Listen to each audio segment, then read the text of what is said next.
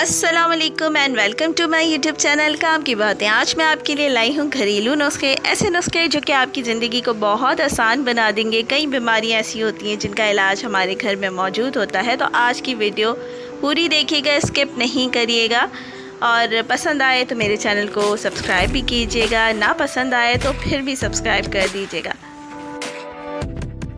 So let's start quick tips. دائمی سر درد کے لیے ایک سیب کو چھیل کر باریک ٹکڑے کر لیں، ان میں تھوڑا سا نمک اچھی طرح مکس کریں۔ یہ آمیزہ صبح نہار منہ کھائیں، اس کو کھانے سے آپ کو سر کے درد سے نجات مل جائے گی۔ قبض اور گیس کے لیے 1/4 چمچ بیکنگ سوڈا پانی میں ڈال کر پئیں۔ ختم، بائے بائے، ٹاٹ۔ گلے میں درد ہونا، تلسی کے 2-3 پتے پانی میں ہلکی آنچ پر ابالیں حتیٰ کہ پتوں کا عرق پانی میں آ جائے، پھر اس سے غرارے کریں۔ ایسا کرنے سے آپ کو گلے کے درد سے نجات مل جائے گی۔ منہ میں السر میں زخم ہونا، کیلے اور شہد کو ملا کر اس کا ایک پیسٹ سا بنا لیں۔ منہ کے اندر متاثرہ حصے پہ لگانے سے اس کی شکایت جلد از جلد ختم ہو جائے گی۔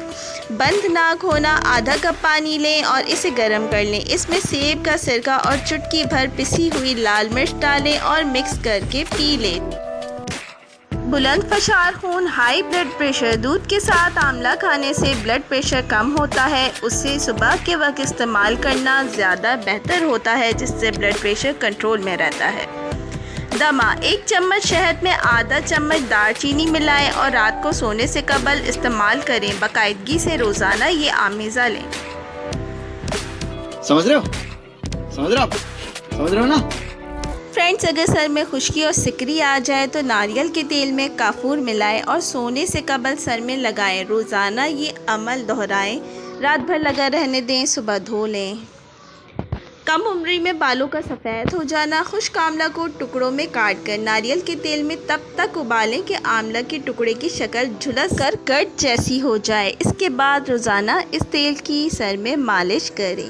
آنکھوں کے گرد سیاہ ہلکے پڑ جانا، گلیسرین میں مالٹے کا رس ملا کر آنکھوں کے گرد متاثرہ جلد پر لگائیں۔ تو دوستو، امید ہے آپ کو آج کی ہماری ویڈیو پسند آئی ہوگی۔ تھینکس فار واچنگ کام کی باتیں۔ چینل کو سبسکرائب کر دیجئے، ساتھ ہی بیل آئیکن کو دبا دیں تاکہ آپ کو تمام آنے والی ویڈیو مل سکے۔ ملتے ہیں اگلی ویڈیو میں، تب تک کے لیے اپنا خیال رکھیے گا۔ اللہ حافظ۔